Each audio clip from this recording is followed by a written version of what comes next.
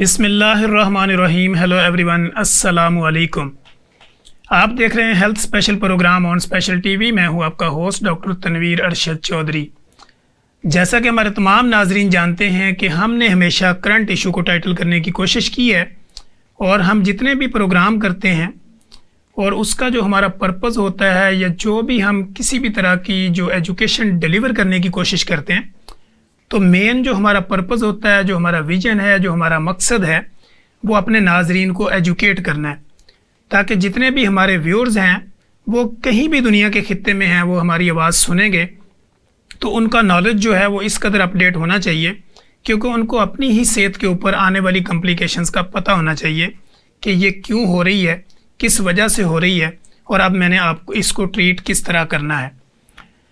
तो हमने daily basis के ऊपर हम कोशिश करते हैं कि जब भी हम कोई प्रोग्राम हेल्थ स्पेशल के इवेंट के हवाले से करें तो उसमें जो भी आपकी करंट कंप्लेन चल रही होती हैं या as a clinician, practitioner, as a doctor, मैं जो अपने क्लिनिकल ट्रायल में जो चीज़ें फील करता हूँ या पेशेंट को देखता हूँ या जिस चीज़ के अंदर पेशेंट सफ़र कर रहे होते हैं, तो हमारी कोशिश होती है कि हमारे इस प्रोग्राम के प्लेटफॉर्म पे लोगों को बुला के एक्सपर्ट को बुलाएं और उन्हीं की ज़ुबानी आपके मसाइल का हल सुने।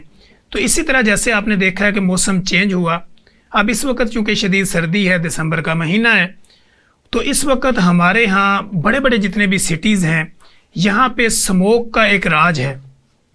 स्मोक की वजह से जितनी भी कॉम्प्लिकेशंस इंसानी बॉडी पे आती हैं, उसके जो इफ़ेक्ट होते हैं वो आपकी आइज़ पे हों, वो आपकी स्किन पे हों, वो आपकी बॉडी पे हों, या वो किसी भी तरह से आपकी सेहत के हवाले से जितनी भी उसकी कॉम्प्लिकेशंस आती हैं या कोई अलामतें आपकी बॉडी के ऊपर ज़ाहिर होना शुरू होती हैं या ज़िंदगी आपकी तंग हो जाती है या कारोबारी और माशी पहिया रुक जाता है, तो स्मोक बेसिकली क्या चीज़ है, स्मोक से क्या क्या नुकसान हो सकते हैं, इससे प्रिवेंट अपने आप को कैसे किया जा सकता है, या अपने आप को आप किस तरह बचा सकते हैं कि जो स्मोक के बैड असरात आपकी बॉडी के ऊपर आते हैं।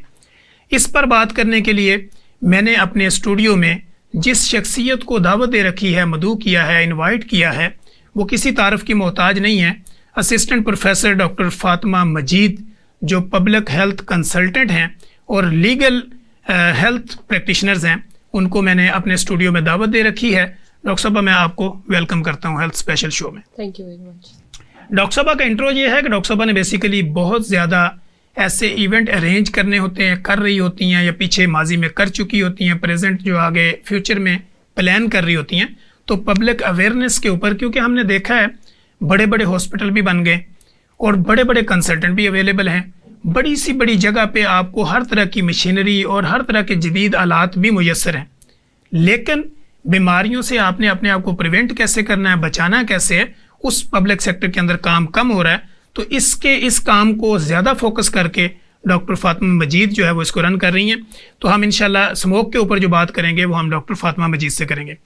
इसी तरह मेरी दूसरी गेस्ट, जैसे कि आपने देखा है कि मेल इनफर्टिलिटी, फीमेल इनफर्टिलिटी, मर्दाना बांझपन हो या जनाना बांझपन हो, ये दोनों की दोनों काबिल इलाज हैं। हमारे यहाँ जो नीम हकीम ख़तरा जान या कुछ ऐसे कम क्वालिफाइड लोग या नॉन क्वालिफाइड लोग या LHV या दाइयाँ या नर्सें जो छोटे लेवल पे काम कर रही होती हैं, या ऐसे पुराने हकीम जिनका नॉलेज जो है वो वहीं पे रुका होता है, तो वो लोगों को ये बात करके मिसगाइड करते हैं कि अगर आपको मेल इनफर्टिलिटी हो गई यानी मर्दाना बांझपन हो गया, या फीमेल इनफर्टिलिटी होगी, जनाना बांझपन हो गया, या आपको बेऔलादी जैसे कोई मसाइल आ गए, तो उनका कोई इलाज नहीं है। लेकिन चूँकि बेस्ड ऑन साइंस हमने इन चीज़ों को प्रूव किया है और हमारे जो एक्सपर्ट होते हैं वो इन चीज़ों के ऊपर गुफ्तगू करते हैं। इसी दौरान में जब आप किसी भी गायनाकोलॉजिस्ट के पास जाते हैं तो आप कोई स्कैन करवाते हैं, अपनी ब्लड इन्वेस्टिगेशन करवाते हैं, तो आपको PCOS और PCOD के मसाइल होते हैं, जिसकी वजह से आपके बच्चादानी के अंदर कई किस्म की चेंजिंग आती हैं और आपको बेऔलादी की तरफ वो ले जाते हैं। इसको कैसे हैंडल किया जा सकता है, इसको कैसे ट्रीट करना है, अगर आपका वेट बढ़ने से आपके PCOS या PCOD के मसाइल हैं तो उसको किस तरह आपने रिडक्शन करनी है, किस तरह आपने अपने आप को ठीक करके तो अपनी फीमेल इनफर्टिलिटी को ख़त्म करना है। इस पर बात करने के लिए हमने माहिर ग़िज़ाइयत डॉक्टर अनीका जाहिद को अपने स्टूडियो में दावत दे रखी है। डॉक्टर साहबा, मैं आपको भी अपने स्टूडियो में वेलकम करता हूँ। Thank you. First of all हमने स्मोक पे बात करनी है और स्मोक पर बात करने के लिए चूँकि डॉक्टर फातिमा मजीद मेरे पास स्टूडियो में मौजूद हैं, हम इनकी एक्सपर्टीज़ का फ़ायदा उठाएंगे और कोशिश करेंगे कि नॉलेज का कोई हिस्सा भी डॉक्टर साहबा अपने दिल में वापस लेके ना जाएं। हम हर तरह से इनसे हर तरह की बात निकलवाने की कोशिश करेंगे। डॉक्टर साहबा, मुझे आप ये बताइए कि स्मोक है क्या चीज़? जी, smoke basically combination of two words, this is smoke and fog. अगर हम देखें तो ये मुख्तलिफ तरह के आप कह लें कि केमिकल फ्यूम जिसे कहते हैं, fume particles, fog and water droplets, इनका एक मजमुआ है। और आजकल आप देख रहे हैं कि शहर लाहौर में क्या पूरे पाकिस्तान के अंदर और ऑल ओवर द वर्ल्ड अगर देखें तो एक बहुत बड़ी पब्लिक हेल्थ प्रॉब्लम है। और we are living in a developing country, तो developing countries point of view से अगर देखा जाए तो हमारी दूसरे हेल्थ के जितने प्रॉब्लम्स हैं उनके साथ साथ स्मोक इस वक्त दूसरे नंबर पे एक बहुत बड़ी पब्लिक हेल्थ इमर्जिंग एमरजेंसी के तौर पे जो है वो सामने आ रही है, जिसको इस वक्त जो है वो कैटर करने की ज़रूरत है। स्मोक पे मैं डिटेल में जाने से पहले इसका इंटरनेशनल बैकग्राउंड आपके साथ थोड़ा सा शेयर करना चाहूँगी कि जो हमारे वेस्टर्न कंट्रीज़ हैं, जो हमारे बैनुल-अक़वामी ममालिक हैं, जो तरक्की पजीर ममालिक हैं, इनमें 1850s की दहाई के अंदर ये कॉन्सेप्ट स्टार्ट हुआ था। स्पेशली यूके के अंदर, यूके की स्टेट में ये कॉन्सेप्ट स्टार्ट हुआ था। For the first time London में जो है वो स्मोक को आइडेंटिफाई किया गया था और इस स्मोक की वजह से होने वाला मोर्टेलिटी रेट जो था वो अराउंड 1000 पॉपुलेशन जो था वो मोर्टेलिटी रेट इसका एस्टिमेट किया गया। आफ्टर डैट यूके की अगर मैं बात करूं तो यूके के बाद 19s की दहाई के अंदर जो है वो यूनाइटेड स्टेट के अंदर स्टेट कैलिफोर्निया और लॉस एंजलिस के अंदर जो है वो इस एपिडेमिक को एज अ स्मोक जो है वो आइडेंटिफाई किया गया। आप ये कह रही हैं कि इंटरनेशनल भी स्मोक होती है? जी बिल्कुल, इंटरनेशनल भी स्मोक होती है और ये कॉन्सेप्ट 18s की दहाई से है। 18s में मैंने आपको बताया कि पहले यूके में एंड देन फिर यूएसए में 19s में आया। So it is a back history. Now हम देखते हैं कि पाकिस्तान में इसकी इमर्जिंग जो है वो किस ईयर से स्टार्ट हुई, तो 2000 में जो है फॉर द फर्स्ट टाइम जो है वो स्मोक एज अ पोल्यूशन जो है वो आइडेंटिफाई हुई पाकिस्तान के अंदर। और इस वक्त हमारे जितने मेट्रोपॉलिटन सिटीज़ हैं उसमें सबसे नंबर 1 पे जो है वो हमारे पास कराची है, पेशावर है और लाहौर है। और करंट स्टैट के अकॉर्डिंग अगर मैं बात करूं तो इस वक्त लाहौर जो है वो हमारे पास पहले नंबर पे आ रहा है स्मोक की कॉम्प्लिकेशंस में, और पेशावर हमारे पास जो है वो as a second largest city, as a metropolitan city के तौर पे जो है वो सामने आ रहा है। सो स्मोक जैसे कि आपने मैं आपको बताना चाहूँगी इन डिटेल कि it's a combination of smoke and fog. इसके अंदर जो है दोनों बिल्कुल एक ही चीज़ को आप स्मोक और फोग में कंसीडर कर लें? जी बिल्कुल। इसके अंदर स्मोक की बेसिकली 2 टाइप्स होती हैं। अगर हम इसको ब्रॉडली स्पीकिंग में अगर कहूँ तो एक हमारे पास क्लासिकल स्मोक होती है और दूसरी फोटोकेमिकल स्मोक होती है। क्लासिकल स्मोक को हम सल्फ्यूरस स्मोक भी कहते हैं या लंदन स्मोक भी कहते हैं, और ये नाम से जाहिर है कि इसको हम थोड़ा सा ट्रेडिशनली एसोसिएटेड है फ्रॉम इंटरनेशनल बैकग्राउंड, क्योंकि जो हमारे पास सल्फ्यूरियस स्मोक है या आप कह लें कि लंदन स्मोक है, वो लंदन में फर्स्ट टाइम 18s की दहाई में जो है वो रिपोर्ट हुई थी, जिससे 1000 के अराउंड जो है वो मोर्टेलिटी रेट रिपोर्ट हुआ था। ठीक है। ऑन द अदर हैंड जो हमारे पास लॉस एंजलिस स्मोक है या जिसे हम फोटोकेमिकल स्मोक कहते हैं, basically it is derived from Los Angeles और यूएस स्टेट। अब दोनों की मैं थोड़ी सी कंप्राइजिंग पे अगर बात करूं तो सल्फ्यूरियस जैसे कि नाम से ही जाहिर है कि इसमें सल्फर कंटेंट बहुत ज़्यादा है। ठीक है। आपका जितना इसके फिर बॉडी पे इफेक्ट भी ज़्यादा, डेफिनेटली इसके बॉडी पे इफेक्ट भी ज़्यादा है। ठीक है। इन पार्टिकल्स के साथ साथ जो मेन इसके अंदर इम्पॉर्टेंट थिंग है वो पार्टिकुलेट मैटर्स है। ठीक है। पार्टिकुलेट मैटर्स जो हैं वो 2 टाइप्स के हैं, एक प्राइमरी पार्टिकुलेट मैटर्स हैं और दूसरा सेकेंडरी पार्टिकुलेट मैटर्स है। पार्टिकुलेट मैटर्स बेसिकली हमारे पास सल्फर है, नाइट्रोजन ऑक्साइड है, ओजोन है, सल्फ्यूरिक एसिड है जो कि वाटर कंटेंट जब सल्फर हमारे साथ उसके साथ मिल जाता है, वॉलेटाइल ऑर्गेनिक कंपाउंड्स हैं हमारे पास। सो इनका साइज जैसे जैसे छोटा होता जाता है, नैनो माइक्रो पार्टिकल्स में कन्वर्ट होता जाता है, वैसे वैसे ह्यूमन बॉडी के अंदर इसकी एक्सेस जो है वो ईजी होती जाती है। And eventually they would be part of our bloodstream as well as our airway. So that's why जो आप आजकल देख रहे हैं कि रेस्पिरेटरी इश्यूज बहुत ज़्यादा रिपोर्ट हो रहे हैं, कार्डियोवास्कुलर इश्यूज बहुत ज़्यादा रिपोर्ट हो रहे हैं और मेंटल इश्यूज बहुत ज़्यादा रिपोर्ट हो रहे हैं। अच्छा, इसके इफेक्ट होते हैं मेंटल इशू के ऊपर भी? जी बिल्कुल, बहुत ज़्यादा इसके आप कह लें कि सीवियर किस्म के मेंटल इफेक्ट्स देखे गए हैं। हाइल्यूसिनेशन है, डेल्यूजन है, मेंटल डिस्टॉर्शन है, ओवरऑल आप कह लें कि इससे जो नौजिया है, वॉमिटिंग है, ये चीज़ें रिपोर्ट की गई हैं। और जो हमारे पास सल्फ्यूरिक एसिड लंदन स्मोक है वो टोटली ना सिर्फ इंटरनेशनली अगर बात की जाए बल्कि नेशनली भी उसने बहुत सी मेटल कंटेनिंग जो बिल्डिंग्स हैं उनको भी इरोड किया है। एसिड रेन की फॉर्म के अंदर, और बहुत से आप कह लें कि जो हमारी दूसरी इम्पॉर्टेंट चीज़ें हैं डोमेस्टिक पॉइंट ऑफ व्यू से, उनको भी उसने इरोड किया है। बेसिकली अगर बात की जाए इन्वायरमेंटल पोल्यूशन की, तो इन्वायरमेंटल पोल्यूशन को हम दो कैटेगरीज के अंदर कन्वर्ट करते हैं। एक हमारे पास एम्बिएंट पोल्यूशन होती है जिसे हम आउटडोर पोल्यूशन कहते हैं, और दूसरी हमारे पास इंडोर पोल्यूशन होती है। इंडोर पोल्यूशन होती है। Indoor pollution basically is a domestic kind of pollution, and ambient pollution outdoor pollution. Outdoor pollution मतलब हमारे पास इंडस्ट्रीज हैं, ओपन एरियाज हैं, हमारे पास ट्रैफिक है, हमारे पास एनर्जी सेक्टर है, हमारे पास अर्बनाइजेशन एंड एग्रीकल्चर है। फिर इनसे निकलने वाला आगे कंटेंट भी डिफरेंट है। फॉर एग्जांपल अगर मैं एग्रीकल्चर एंड अर्बनाइजेशन की बात करूं तो उसमें वॉलेटाइल कंपाउंड्स हैं, कोल है, सूट है। Suit is the combination of nitrogen oxide, sulphur oxide and ozone. Ozone भी हमारे यहाँ थोड़ा सा एक कॉमन पब्लिक या आप कह लें कि हमारे पास जो ले पर्सन है उसको मैं थोड़ी सी क्लैरिटी देना चाहूँगी कि ओजोन जैसे ही कॉन्सेप्ट हमारे आता है, सामने आता है नेम ओजोन का, तो हम वही पर्टिकुलर ओजोन की बात करते हैं जो कि हमें यूवी लाइट से प्रोटेक्ट कर रही होती है। But this is not actually ozone. जब हम मूव करते हैं अपनी अर्थ सरफेस से 5 मील्स अवे टूवर्ड्स स्पेस, तो 5 मील्स अवे के बाद की जो लेयर होती है वो हमारे पास नॉर्मल और हेल्दी ओजोन के अंदर कंसिडर होती है। That is called stratosphere ozone.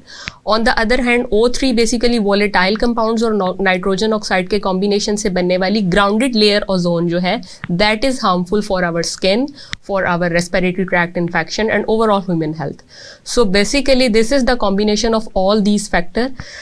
हमारे यहाँ ये कॉन्सेप्ट है कि शायद स्मोक जो है वो सिर्फ आउटडोर पोल्यूशन या एम्बिएंट पोल्यूशन से ही पैदा हो रही है। नहीं, मैं थोड़ा सा यहाँ पे क्लैरिटी देना चाहूँगी अवामुन्नास को कि इंडोर पोल्यूशन जो है वो एक बहुत बड़ा कंट्रीब्यूट कर रहा है हमारी इन्वायरमेंटल पोल्यूशन के अंदर। ओवरऑल हमारे स्मोक, मोर देन 2 स्मोक जो है उससे निकलने वाले क्लोरोफ्लोरोकार्बन्स हो गए, हमारे पास सल्फर ऑक्साइड हो गई, हमारे पास अदर मीथेन गैस हो गई, और अदर ऑर्गेनिक कंपाउंड हो गए। वो घरों में होने वाला पेंट जिसमें से लेड का बहुत ज़्यादा कंटेंट है, जो कि स्लोली एंड ग्रेजुअली जो है वो उससे निकलते रहते हैं, कई तरह के केमिकल्स मिक्स होते हैं। जी बिल्कुल।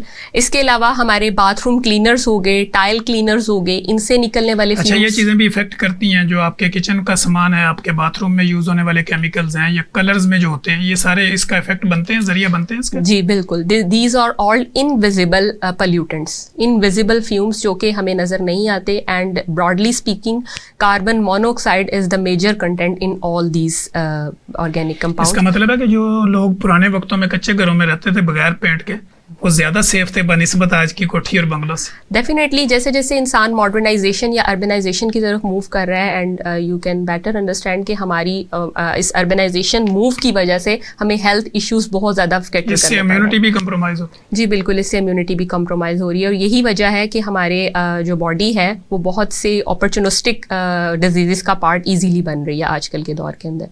सो इस पॉइंट ऑफ व्यू से, इस कॉन्टेक्स्ट में मैं यही कहूँगी कि एम्बिएंट पोल्यूशन तो एक मेजर इशू है ही है, जिसे हम आउटडोर पोल्यूशन का नाम देते हैं। हमें इनडोर पोल्यूशन जो कि हमारे अपने लेवल पे है, जैसे कि हम कॉमन पब्लिक है, हम अपने घरों में रह रहे हैं, इनको कंट्रोल करने की ज़रूरत है। जो मैंने भी आपको चीज़ें बताई हैं जिसमें डिफरेंट स्प्रेज आ जाते हैं, डिफरेंट आपके टाइल क्लीनर आ जाते हैं, आपके ये बाथरूम क्लीनर आ जाते हैं। हम स्टोव्स और हीटर, आजकल जैसे कि सर्दियाँ हैं, सर्दियों में क्या है कि 6-6 घंटे 7-7 घंटे हम घरों के दरवाजे बंद करके जो है वो हीटर ऑन किए हुए हैं, ओवन का यूज़ कर रहे हैं, 2-2 घर में रेफ्रिजरेटर्स हैं, ठीक है, फ्रिज है। तो दीज आर ऑल कह लें कि at risk for the smoke formation. Eventually हम इन सब चीज़ों का कह लें कि आउटपुट या प्रोडक्ट जो है वो उसको हम स्पेस के अंदर या आउटडोर जो है वो भेज रहे हैं। So ventilation is very important, and smoke इन दोनों के कंट्रीब्यूशन से जो है वो ज़्यादा हो रही है। और स्मोक को मैयर करने का सिर्फ एक ही आप कह लें कि इम्पॉर्टेंट इंडिकेटर है, वो है एयर क्वालिटी इंडेक्स। जी ठीक है, यहाँ पे ही हम इंशाल्लाह दोबारा नाज़रीन हम कोशिश करते हैं कि डॉक्टर साहब को हम अटैच करते हैं, साथ अपनी गुफ्तगू के अंदर शामिल करते हैं। डॉक्टर साहब, आप पब्लिक को सबसे पहले ये बताएं कि PCOS और PCOD क्या है? PCOS पॉलीसिस्टिक ओवरी सिंड्रोम या पॉलीसिस्टिक ओवरीज डिजीज़, ये एक बहुत कॉमन हार्मोनल इशू है जो कि फ़ीमेल्स को अफेक्ट करता है। किन फ़ीमेल्स को? जो चाइल्ड बेयरिंग एज में होती हैं। तो अगर हम इसके सिम्टम्स की बात कर लें तो इसके सिम्टम्स में आ जाता है इरेगुलर और मिस्ड मेंस्ट्रुएशन और ऑयली स्किन और acne, facial hairs, even hairs all over the body, specially आपकी नेक पे, आपके अंडर आर्म्स पे, आपकी चेस्ट पे, आपकी बैक पे, और आपका वेट गेन होना, ओबेसिटी, ये भी इसके सिम्टम्स में। और कौन से ओबेसिटी, स्पेशली आपकी एब्डोमिनल ओबेसिटी, फिर डार्क पैचेस आपकी लोअर एब्डोमिनल पेट का जो ज्यादा लटक जाना, वेट बढ़ जाना, पेल्विक मसल का साइज बढ़ जाना, तो ये सारी चीजें उसमें जी ये इसके सिम्टम्स में आ जाती हैं। फिर आपके डार्क पैचेस बन जाते हैं आपकी नेक पे, थिक और डार्क पैच बन जाते हैं नेक पर, अंडर आर्म्स पर। और इसके अलावा आपको हेयर फॉल बहुत ज़्यादा आता है। असल में इसमें क्या आता है, आपके जो मेल हार्मोन्स हैं, फीमेल्स में मेल हार्मोन की जो अमाउंट होती है वो बहुत ज़्यादा कम होती है, लेकिन जब आप पीसीएस की तरफ जाते हैं तो आपके मेल हार्मोन्स के जो लेवल्स हैं वो बढ़ जाते हैं।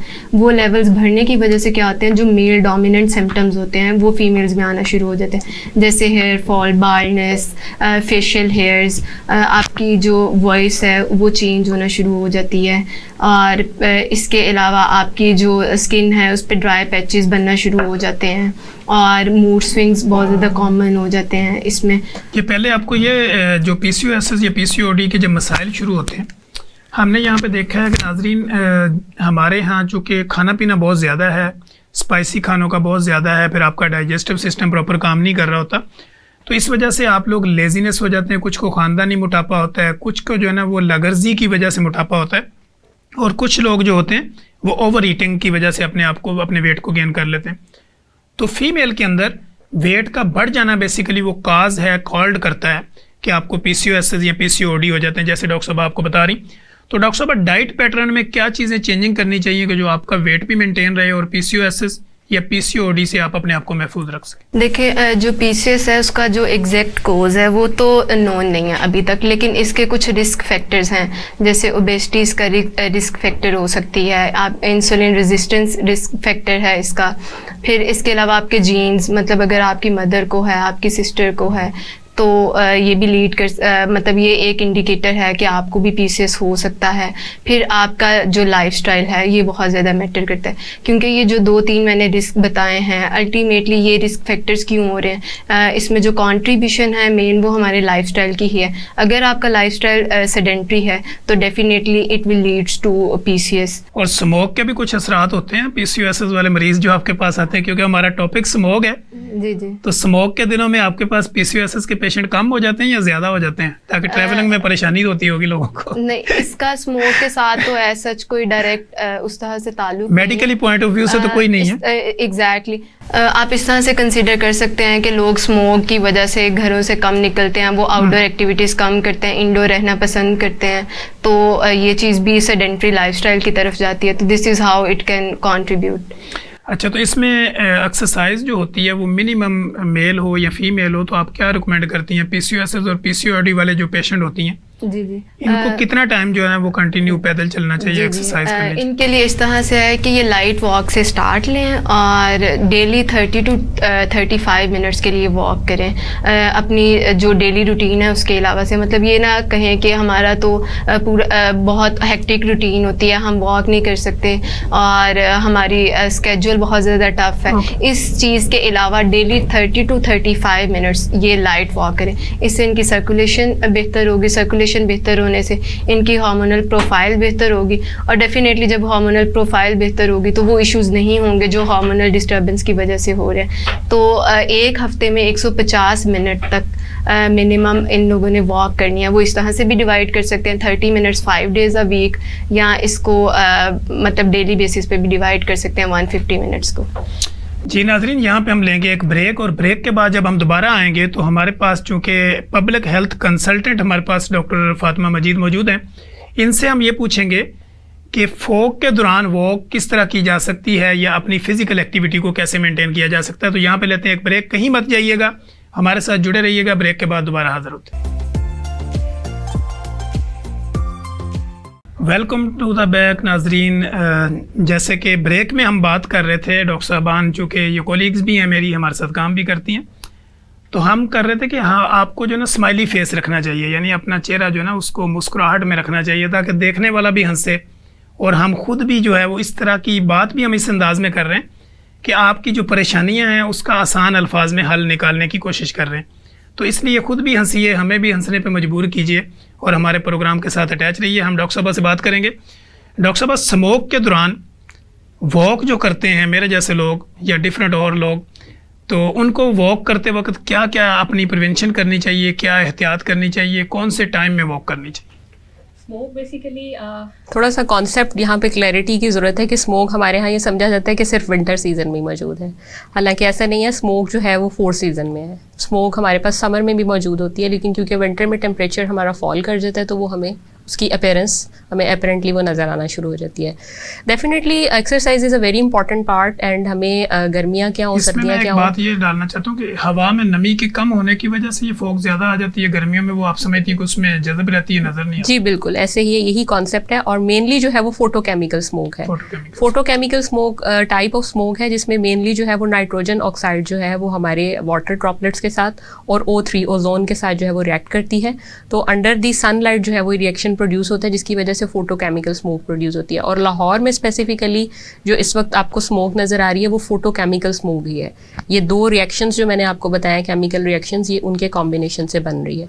और O3 जो लेयर है वो बुरी तरह से जो है वो स्किन को, आपकी लंग्स को और आपके आई को जो है वो मुतासर कर रही है। अगर मैं प्रिवेंटिव पॉइंट ऑफ व्यू से, एक्सरसाइज पॉइंट ऑफ व्यू से अगर बात करूं तो डेफिनेटली एक्सरसाइज तो हमें 4 सीज़न करनी चाहिए, that is very important for us.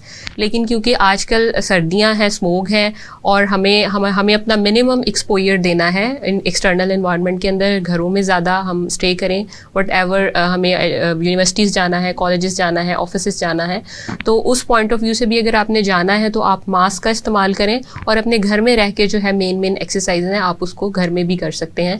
जो हल्की फुल्की वॉक है आप अपने सहन में कर सकते हैं, या अपने आप कॉरिडोर है अगर घर में तो आप कॉरिडोर में भी उसको कर सकते हैं एक्सरसाइज को। लेकिन बिल्कुल सेडेंट्री लाइफस्टाइल या limited lifestyle due to smoke जो है वो नहीं होना चाहिए, क्योंकि एक्सरसाइज जो है हमें 4 सीज़न अपना पार्ट बनाना चाहिए। जी डॉक्टर अनिका, जैसे आपने देखा कि आजकल पहले कीटो डाइट होती थी, उसके ऊपर लोगों ने काफ़ी फोकस करने की कोशिश की, फिर उसके बाद वो इंटरमीडिएट फास्टिंग आ गई, अब लोग उसके ऊपर ज़्यादा चले गए। तो कुछ ऐसे लोग जो मेरे जैसे नालायक लोग हैं जो इस तरह के काम, यानी इंटरमीडिएट फास्टिंग भी प्रॉपर नहीं कर पाते, या वो कीटो डाइट वाली भी उनके अंदर सलाहियत नहीं होती, तो वो अपने वेट को कैसे रिड्यूस करें? और जो फीमेल हैं ख़ास तौर पे, जिनके ऊपर हमारा फोकस है आज PCOD और PCOS के ऊपर, तो वो किस तरह अपना वेट कम करके PCOS को रिलीज़ कर सकती हैं, रिवर्स कर सकती हैं? देखिए, ये जो कीटो डाइट है या ये इंटरमिटेंट फास्टिंग है, ये सस्टेनेबल तरीके नहीं है। मतलब आप इन चीज़ों को फॉलो तो कर सकते हैं, लेकिन लॉन्ग रन। अच्छा, इसमें एक चीज़ मैं और भी ऐड कर दूं, जैसे हमने देखा जो फैटी एसिड जो हमारे सेल होते हैं ना, जी जी, ये बेसिकली बड़े ढीठ किस्म के होते हैं। जी जी, अगर आपने जितनी मर्जी भूख कर ली, ये डेड हो जाएंगे। जी जी, जब आप दोबारा 2 शादियां खाएंगे फिर उधर ही आ जाएंगे। एग्जैक्टली, दिस इज हाउ के हम इस डाइट को लॉन्ग टर्म के लिए फॉलो ही नहीं कर सकते, यही तो वजह है। ठीक है, तो फिर क्या एक अच्छा और हेल्दी तरीका आ सकता है अपने वेट को रिड्यूस करने के लिए और PCOS को मैनेज करने के लिए? उसमें यही है कि आपने अपने लाइफस्टाइल को इस तरह से मॉडिफाई करना है कि अपनी डाइट में से अनहेल्दी ऑप्शंस को बिल्कुल ऑमिट कर देना है, जिसमें प्रोसेस्ड फूड आ जाते हैं, जिसमें शुगर आ जाती है, रिफाइंड फ्लावर आ जाता है, इसमें सॉल्ट आ जाता है। जैसे अब हमारा कुकिंग स्टाइल इस तरह का है कि उसमें सॉल्ट, जो हमें सोडियम का इंटेक डेली बेसिस पे रिक्वायर्ड होता है 2300 माइक्रोग्राम्स, वो हमारे डाइटरी जो स्टाइल है उसमें हमें मिल जाता है। लेकिन हम क्या करते हैं, जब कोई फूड लिया उसके साथ एक्स्ट्रा स्प्रिंकल करके ऐड कर लिया, जैसे एग लिया, एग में ऑलरेडी है सोडियम, उसमें ले लिया, जैसे ऑरेंजेस लिए उसके साथ गैर जरूरी तौर पे ऊपर छिड़का लगा, एग्जैक्टली, या तड़का लगा दिया। तो इस तरह से ये जो आप अपने सोडियम का इंटेक बढ़ा देते हैं, इस चीज़ को आपने अवॉइड करना है, क्योंकि जो सोडियम इंटेक की रिकमेंडेशंस है वो हमारा जो डाइटरी और स्टाइल है उसमें वो पूरी हो जाती है। जैसे हमारे घर खाना जो बनता है उसमें जो हम सॉल्ट ऐड करते हैं वो इतनी अमाउंट में होता है कि जो हमारी डेली की रिक्वायरमेंट होती है कि वो उसको मीट कर दे, इसलिए ज़रूरत नहीं होती कि हम एक्स्ट्रा चीज़ों पर ऐड करें। ठीक है, तो एक तो वो जो एक्स्ट्रा सॉल्ट का एडिशन है आपने उसको अवॉइड करना है। सेकेंडली आपने कार्बोनेटेड बेवरेजेस को अवॉइड करना है, और इसके अलावा आपने अपनी रूटीन में वॉक और एक्सरसाइज को ज़रूर ऐड करना है। इसमें ज़रूरी नहीं है कि कोई आप बहुत मुश्किल किस्म की एक्सरसाइज करें या घर से बाहर जाएं या घर ही कुछ टफ किस्म की एक्सरसाइजेस अपनाएं जो आपके लिए मुश्किल हो। इसका सिंपल और जो ईजीएस्ट वे है वो यही है कि आप अपनी रूटीन में वॉक को ऐड करें। ठीक है। आइदर अगर आप 30-35 मिनट्स के लिए एक साथ नहीं भी कर सकते तो आप इसको सेशंस में कर लें, 2 सेशंस में कर लें, 3 सेशंस में कर लें, प्री मील कर लें, पोस्ट मील कर लें। अच्छा, आपके पास ऐसी फीमेल रिपोर्ट होती है जो मेरे क्लिनिकल ट्रायल में भी आती हैं, तो मैं कहता हूँ माँ जी आप एक्सरसाइज क्यों नहीं करती, जी जी। या बेटा आप एक्सरसाइज क्यों नहीं करती, तो वो कहती है डॉक्टर साहब मैं कपड़े बड़े धोनी है, सारा दिन ऊपर नीचे जानी, तो क्या ये भी एक्सरसाइज में काउंट होती है? जी जी, ये तो बहुत कॉमन है। मतलब जब भी फीमेल्स आएंगी ना वो आपको ये बताएंगी देखें मेरे इतने मैं बच्चे खाती हैं। भी कुछ नहीं तो चलती रहनी, जी जी, वजन फिर बढ़ गया। जी जी, तो मुझे उनको देखना होता है, तो मैं तो सारा दिन बिजी ही रहती हूँ। आप मुझे वॉक का कह रही हैं तो ये तो बहुत मुश्किल हो जाएगा, ये मैं कैसे करूँगी, मेरा तो सारा दिन यही काम होता है चलना फिरना। देखें उसको हम वॉक में नहीं कंसिडर कर सकते, उसकी 2-3 वजूहात हैं। हम वॉक का क्यों कहते हैं, सर्कुलेशन बेहतर हो, आपका जो हेल्थ स्टेटस है वो बेहतर हो। हेल्थ की डेफिनेशन में 2-3 चीज़ें आ जाती हैं, एक आपकी सोशल हेल्थ होती है, मेंटल हेल्थ होती है, फिजिकल हेल्थ होती है। तो जब आप वॉक करते हैं आपकी मेंटल हेल्थ बहुत ज़्यादा बेहतर होती है। जब आपकी मेंटल हेल्थ बेहतर होती है तो जो आपकी बॉडी का ओवरऑल सिस्टम है उसमें बहुत बेहतरी आना शुरू हो जाती है। तो जो आप एक्स्ट्रा से वॉक करते हैं ना, मतलब अपनी रूटीन से टाइम निकाल कर, ठीक है, तो वो आपकी मेंटल हेल्थ को बहुत ज़्यादा इंप्रूव करती है। तो दिस इज़ हाउ के ये आपकी जो ओवरऑल हेल्थ है उसको भी बेहतर करती है। तो ये जो आपकी डेली रूटीन है इधर वो जितनी मर्जी भी हेक्टिक है आप उसको कंसिडर नहीं कर सकते वॉक में। जी नाज़रीन, मैं डॉक्टर साहबा के पास ये सवाल छोड़ के जा रहा हूँ कि जब डॉक्टर साहबा नेक्स्ट में आपके पास आऊँगा तो जितने भी हम बर्गर, शवारमे, पिज़्ज़े, फास्ट फूड, जंक फूड का इस्तेमाल करते हैं, अगर हम 1 घंटा वॉक करें तो मेरा ख्याल है कुछ 300 या 350 कैलोरीज आप बर्न करते हैं। तो इसमें एक बर्गर में 400 कैलोरीज होती हैं। तो इसके ऊपर हम बात करेंगे कि PCOS और PCOD के ऊपर इस डाइट का क्या है। नाजरीन, अब मैं चूँकि हमारे पास डॉक्टर फातिमा मजीद मौजूद हैं तो उनसे हम जान रहे हैं कि जो मौसमी तब्दीलियाँ होती हैं किसी भी खित्ते में, किसी भी शहर में, दुनिया के किसी भी कोने के अंदर, उसके जो अपनी बॉडी के ऊपर इफेक्ट होते हैं, डॉक्टर साहबा बड़े अच्छे तरीके से उसको एक्सप्लेन कर रही। तो मैं डॉक्टर साहबा से ये जानने की कोशिश करूँगा कि हमारी जो गवर्नमेंट सेक्टर है या गवर्नमेंट लेवल पे मैनेजमेंट जो है वो आपकी स्मोक से निपटने के लिए क्या इकदाम कर रही है? हाँ बिल्कुल, इसमें बहुत एक इम्पॉर्टेंट चीज़ है। हम अगर इसको कंट्री लेवल पे देखें या नेशन लेवल पे देखें, ओवरऑल वर्ल्ड वाइड भी देखें, तो इसमें सबसे पहले मैं आलमी इदारा सेहत की एक रिपोर्ट आपके साथ शेयर करना चाहूँगी और अपनी कॉमन पब्लिक के भी नॉलेज में ये चीज़ देना चाहूँगी कि ऑलमोस्ट 2020 के एक स्टैट के अकॉर्डिंग अगर देखा जाए तो जैसे मैंने आपको फ़िज़ाई आलूदगी की 2 एग्जाम बताई हैं, एक एम्बियंट पोल्यूशन है यानी इंडोर पोल्यूशन, आउटडोर पोल्यूशन और इंडोर पोल्यूशन, इन दोनों ने मिलके प्री मेच्योर डेथ्स को जो है वो कंट्रीब्यूट किया है और इसका ऑलमोस्ट अगर नंबर देखा जाए तो वो 6.7 मिलियन के अराउंड है।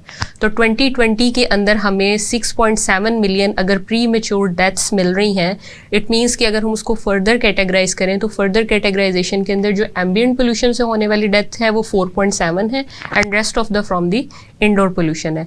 सो इस हवाले से अगर हम देखें तो फोग जो है, स्मोक स्पेशली, वो ओवरऑल हमारे ओवरऑल बॉडी सिस्टम को जो है वो मुतासिर कर रही हैं। अगर हम ये कहें कि हमारे सिर्फ ये लंग्स को कर रही हैं, सांस के मसाइल हैं, आइज के मसाइल हैं, उसके अलावा बाकी आपके स्किन के इश्यूज हैं। बिल्कुल, इवन अगर हम प्रेग्नेंट वुमेन की बात करें तो उसमें प्री टर्म बर्थ का एक बहुत बड़ी रीज़न जो है वो आपकी स्मोक है, जिस पे एक रिसर्च इंटरनेशनल जो है वो पब्लिश भी हुई है और इस पे आगे मज़ीद फर्दर रिसर्च हो भी रही है। अगर हम मेजर अदर सिस्टम की बात करें इन 2 सिस्टम से हटके तो वो हमारा हार्ट है।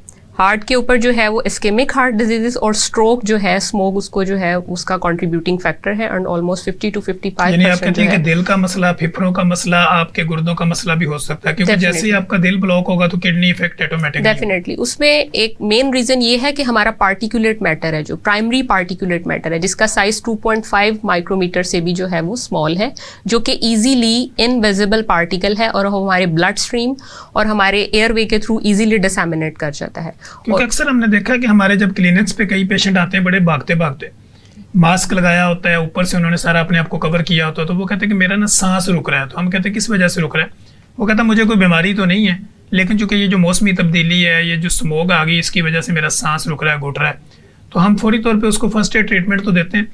लेकिन चूंकि आपकी जो बात है वो ज़्यादा इसकी अहमियत है कि वो किस तरह इसको अपने आप को बचा सकते हैं। डेफिनेटली इसमें मेन कंट्रीब्यूटिंग फैक्टर मैंने आपको बताया पार्टिकुलेट मैटर, जिसमें हमारे पास कोल आ जाता है, सूट आ जाता है, कार्बन मोनोऑक्साइड आ जाती है, सल्फर डाइऑक्साइड आ जाता है एंड नाइट्रोजन ऑक्साइड आ जाता है, जिसको मेनली बहुत ज़्यादा कंट्रोल करने की ज़रूरत है और ओवरऑल बॉडी सिस्टम को जो है वो ये मुतासिर कर रहा है। अगर बात की जाए पॉलिसीज पॉइंट ऑफ व्यू से तो हमारे पास डिफरेंट तरह की, हमारे पास मिनिस्ट्री ऑफ क्लाइमेट है, हमारे पास मिनिस्ट्री ऑफ एनवायरनमेंट है, हमारे पास इन्वायरमेंटल एजेंसी है। भी करती है कि नहीं? इनमें से काम डेफिनेटली वी आर, क्योंकि हमारे यहाँ पे अदारे भी बन जाते हैं, मिनिस्ट्रियाँ भी बन जाती हैं, लेकिन काम जीरो होता है, पेपर वर्क सब कुछ होता है, बिल्कुल ऐसे, ग्राउंड रियलिटी पे कुछ भी नहीं होता। बिल्कुल ऐसे ही है। मैं गवर्नमेंट डेफिनेटली बहुत काम कर रही है और कर भी रही है। मैं एक मैसेज देना चाहूँगी अपनी गवर्नमेंट को कि इस पे स्मोक इस वक्त जो है वो एक बहुत बड़ी पब्लिक हेल्थ इमरजेंसी है, और जैसे कि आलमी इदारे सेहत की रिपोर्ट के अकॉर्डिंग भी और ओवरऑल जो आप नेशनल लेवल पे भी देखें, इससे बहुत ज़्यादा प्रीमेच्योर डेथ्स जो है वो हो रही हैं। तो हमें फौरी तौर पे अपने climate change point of view से जो है वो स्मोक को कंट्रोल करने की ज़रूरत है। इसमें कंट्रोल पॉइंट ऑफ व्यू से हमारे जितने पब्लिक हेल्थ कंसल्टेंट हैं, हमारे स्टेक होल्डर्स हैं, पॉलिसी मेकर्स हैं, उनको चाहिए कि वो एक फोरम के ऊपर आएँ और स्मोक पॉइंट ऑफ व्यू से इस किस्म की कुछ पॉलिसीज़ बनाएं, जिसमें अगर हम देखें इंडस्ट्री पॉइंट ऑफ व्यू से जो है अपनी एमिशन को कंट्रोल करें, अपने क्लोरोफ्लोरोकार्बन्स को, अपने वोलेटाइल कंपाउंड्स को कंट्रोल करें। सेकेंडली हमारे जो इंडोर में है हम अपने स्टोव्स को कम करें, ह्यूमिडिफायर को ऐड करें। ये है कि कल्चर में कल्चर का वजीर होना चाहिए, एग्रीकल्चर में एग्रीकल्चर का वजीर होना चाहिए, हेल्थ में हेल्थ का मिनिस्टर हो, ताकि वो अपनी अपनी फील्ड में एक्सपर्टीज रखते हो, तो ये मसला हल हो। डेफिनेटली डॉक्टर साहब देखें, अगर एक पर्टिकुलर सब्जेक्ट का स्पेशलिस्ट ही उस मिनिस्ट्री को नहीं चला रहा होगा तो उसको कैसे पता चले? तो आप ये कैसे कह सकते हैं कि वो चीज़ों को अच्छे तरीके से आगे लेके चल सकता है और उस लेवल की पॉलिसी इम्प्लीकेशन हम जो है वो इंट्रोड्यूस करवा सकते हैं। So there is a very कह लें कि इम्पॉर्टेंट नीड कि हमें उस स्पेशलिटी का बंदा उस पर्टिकुलर मिनिस्ट्री के अंदर जो है वो समझेगा कि मसला डेफिनेटली। सो हमें आपने प्रिवेंशन पॉइंट ऑफ व्यू से बात की, policy making point of view से बात की, तो डेफिनेटली जब तक हम उसको लॉस का हिस्सा नहीं बनाएंगे, रेगुलेशंस का हिस्सा नहीं बनाएंगे, हमारी कॉमन पब्लिक, हमारे सिटीजन्स उन लॉस को फॉलो नहीं करेंगे। ग्रीन हाउस इफेक्ट हमारा बहुत बुरी तरह से मुतासर हो रहा है।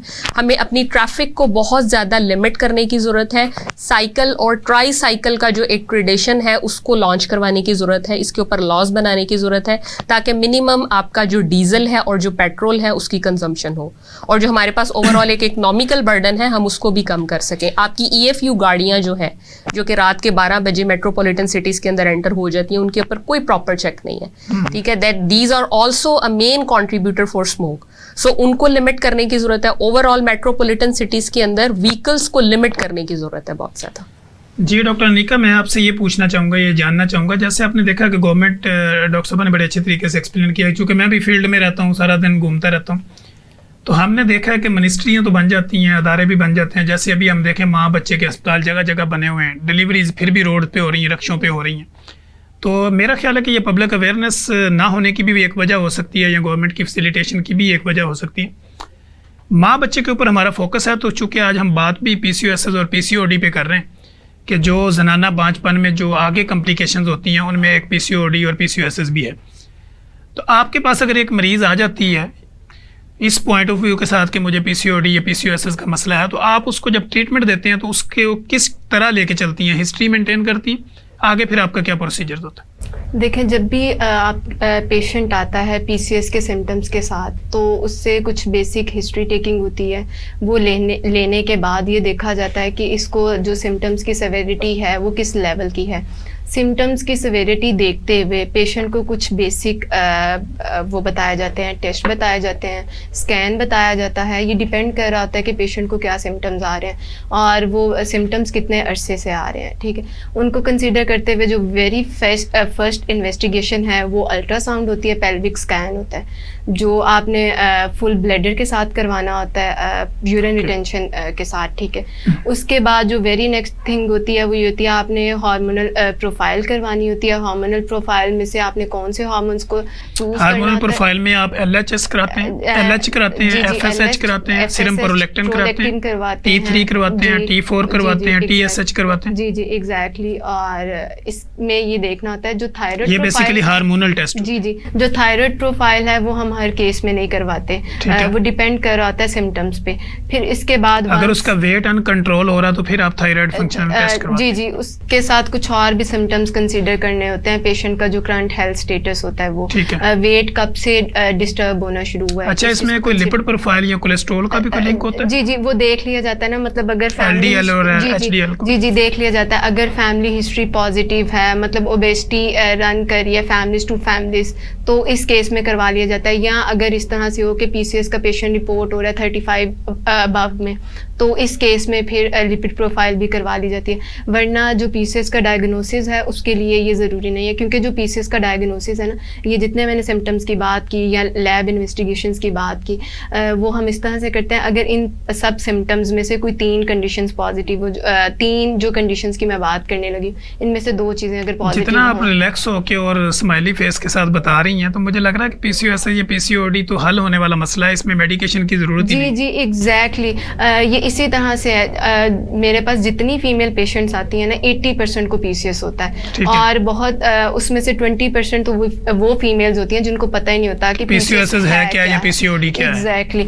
और फिर जो 80% जो ऐसे लोग होते हैं जिनको पता तो होता है, लेकिन वो एक्सपेक्ट नहीं कर रहे होते। जैसे अच्छा, मेरे क्लिनिकल ट्रायल में जब आते हैं तो हम विजाइनल डिस्चार्जिंग के साथ जब पेशेंट आ रही होती है लोकोरिया वगैरह, तो उसकी जब हम आगे इन्वेस्टिगेशन करते हैं तो PCOS या PCOD जी क्योंकि वैसे तो ये डायरेक्टली सिम्टम नहीं है PCOS का, लेकिन क्योंकि PCOS बहुत कॉमन हो चुका है इस टाइम, मतलब 80% फीमेल्स को PCOS है इस टाइम पर ना, तो इसलिए जो इसकी वजूहात हैं वो तो दूसरी साथ आपने ये भी ऐड करना है इसमें जो यंग फूड का इस्तेमाल है ना, इसके क्या इफेक्ट्स? असल में इसको लीड ही जंक फूड कर रहा है ना, मतलब जंक फूड का इंटेक जब से बढ़ा और हमारा लाइफस्टाइल सेडेंटरी हो गया, तब से ही तो जो PCOS का इंसिडेंट है वो भर गया है। तो इसमें डेफिनेटली इसी चीज़ का। अच्छा, मुझे आज तक ये समझ नहीं आई कि इसको फास्ट फूड क्यों कहा जाता है। फास्ट फूड का मतलब तो ये होता है कि फूड तैयार है और खाना है, इसको तो तैयार करने में भी टाइम लगता है। तो फ्रूट मेरे ख्याल ज़्यादा फास्ट फूड है, उठाया धोया और खाया। इसमें जो कार्ब्स होते हैं, रिफाइंड कार्ब्स होते हैं, उनकी बेसिस पे कहा जाता है, मतलब ये जो बॉडी है इसको अर्ली बेसिस पे वो प्रोसेस कर लेती है। तो वैसे जो आपने फ्रूट्स और ये बात की, वो ज्यादा फास्ट फूड नहीं है, वो रेडी है, इसको हम कन्वीनियंट फूड कहते हैं। ठीक हो गया। अच्छा, ये आप ये कहती हैं कि PCOS या PCOD का जो मसला है ये नॉर्मल हो सकता है डाइट के जरिए, एक्सरसाइज। एग्जैक्टली। और 80% केसेस में ना आप इसको घर में भी ट्रीट कर सकते हैं, सही जो मॉडिफिकेशंस हैं उनको अपना कर, जिसमें क्या आ जाता है, डाइटरी मॉडिफिकेशंस आ जाती हैं, लाइफस्टाइल मॉडिफिकेशन आ जाती हैं, और जब आपका टोटल वेट में से 20% वेट गिर जाता है तो आपका PCOS ऑटोमेटिकली ट्रीट हो जाता है। तो मतलब आपको तो ज़रूरत भी नहीं पड़ती कि आप डॉक्टर के पास जाएँ, लेकिन हम लोग नोटिस तब करते हैं जब तक आप ये कह लें कि डॉक्टर की भी उसकी सेवेरिटी और क्रॉनिक ज़्यादा हो चुका है। एग्जैक्टली। जी नाज़रीन, जैसे डॉक्टर साहब ने आपको बताया कि PCOS या PCOD के जो मसाइल होते हैं, जिसमें औरतें जो है ना वो बांझपन की तरफ चली जाती हैं या उनको प्रॉपर जो है वो कंसीव नहीं कर पा रही होती, तो इस तरह के उनको मसाइल होते हैं। फिर वो डिफरेंट डॉक्टर्स के पास जाती हैं, डिफरेंट फाइल्स बनवाती हैं, इन्वेस्टिगेशन करवाती हैं, टेस्ट करवाती हैं, तो मेडिकेशन लेके फिर एक लंबा प्रोसीजर चलता है। तो उसके ऊपर उन्होंने डिटेल बताया कि अगर आप अपना लाइफस्टाइल चेंज करते हैं, लाइफ मॉडिफिकेशन करती हैं, डाइट हैबिट्स को चेंज करते हैं, तो आपका ये मसला हल हो सकता है। तो मैं डॉक्टर साहब आपसे ये पूछूंगा, स्मोक के ऊपर तो हमने काफ़ी बात कर ली, आप जो आगे एक नेक्स्ट कोई इवेंट करना जा रही हैं पब्लिक अवेयरनेस के हवाले से, उसमें आप क्या ऐसी चीज़ बताना चाह रही हैं कि जो हमारे नाजरीन को पता हो, तब जब वो प्रोग्राम हम रिकॉर्ड करें तो वो भी वो सुनने के लिए इसलिए अहल समझें अपने आप को? डेफिनेटली स्मोक, जैसे कि मैंने आपको बताया कि एक पब्लिक हेल्थ इमरजेंसी है और सेकंड लार्जेस्ट सोर्स है हमारे पास इन्वायरमेंटल पोल्यूशन का। तो मैं कॉमन पब्लिक को नेक्स्ट टाइम जब मैं आपके साथ प्रोग्राम इंशाल्लाह मौका मिलेगा तो हम करेंगे, तो इस पे मैं कुछ इस किस्म की डाइट्स पॉइंट ऑफ व्यू से, डाइट जो है हमारी, और कुछ ऐसे एडवांस टेक्निक जो कि वेस्टर्न कंट्रीज़ ने या हमारे डेवलप्ड कंट्रीज़ ने जिसको यूज़ किया है एक इकोनॉमिकल पॉइंट ऑफ व्यू को देखते हुए, जो कि कॉस्ट इफेक्टिव भी हो, वो मैं आपके साथ शेयर करूँगी अपने नेक्स्ट प्रोग्राम में, ताकि हम रिसोर्स लिमिटिंग सेटिंग के अंदर रहते हुए किस तरह से अपने इंडोर और आउटडोर पोल्यूशन को कंट्रोल कर सकते हैं और स्मोक जैसे एनवायरमेंटल हैजर्ड से जो है वो हम खुद को बचा सकते हैं। जी नाजरीन, डॉक्टर साहबा ने बड़े ही ज़बरदस्त तरीके से एक्सप्लेन किया। डॉक्टर साहबा, आपका हमारे इस शो में आने पर मैं आपको, जैसे मैंने आपको वेलकम किया था, ऐसे मैं आपका शुक्रिया भी अदा करता हूँ। डॉक्टर अनीका, आपको जब हम चाहते हैं बुला लेते हैं, तो आपका भी शुक्रिया कि आप इस शो में तशरीफ़ लाई और बड़े अच्छे तरीके से एक्सप्लेन किया। तो नाजरीन, डॉक्टर साहबा ने आपको PCOS और PCOD पे आपको प्रॉपर एक्सप्लेन किया और उसकी नॉर्मल तरीके से आपको ये बताया कि ये मसला कैसे हल हो सकता है। इसी तरह डॉक्टर फातिमा मजीद ने बड़े ज़बरदस्त अंदाज के अंदर जो इस वक्त मौसमी इफ़ेक्ट हैं, यानी जो स्मोक, आप घरों से बाहर निकलते हैं तो आप देखते हैं हर वक्त हर तरह जो है वो आपको स्मोक नज़र आती है। इसके आपकी बॉडी के ऊपर जो इफ़ेक्ट होते हैं वो आपके किडनी पे हों, लंग्स पे हों, चेस्ट पे हों, स्किन पे हों, आइज़ पे हों, या आपकी बॉडी के किसी भी पार्ट के ऊपर हों, तो ये इनके ऊपर कैसे आपने बचना है वो डॉक्टर साहबा ने आपको बड़े अच्छे अंदाज में बता दिया। तो हम इंशाल्लाह कोशिश करेंगे कि नेक्स्ट जो हमारा प्रोग्राम होगा तो डॉक्टर साहबा को हम दोबारा इन्वाइट करेंगे, फिर देखेंगे कि जो बाकी हमारी चीज़ें रह गई हैं उसके ऊपर भी हम डिटेल गुफ्तगू करेंगे। चूँकि जब हम किसी स्टूडियो में होते हैं, प्रोग्राम पे होते हैं, तो टाइम लिमिटेशंस होती हैं, तो यहाँ पे हमारा टाइम ख़त्म हो चुका है। तो हम इंशाल्लाह कोशिश करेंगे कि अपने अगले प्रोग्राम के अंदर नए गेस्टों के साथ एक नई इन्फॉर्मेशन लेके आप लोगों के लिए हाजिर होंगे। तब तक के लिए इजाज़त दीजिए। अल्लाह हाफिज़।